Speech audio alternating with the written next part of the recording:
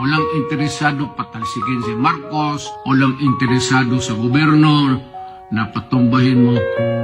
Ogo yan kay dumaan ako ng presidente pati sa gobyerno ko ito.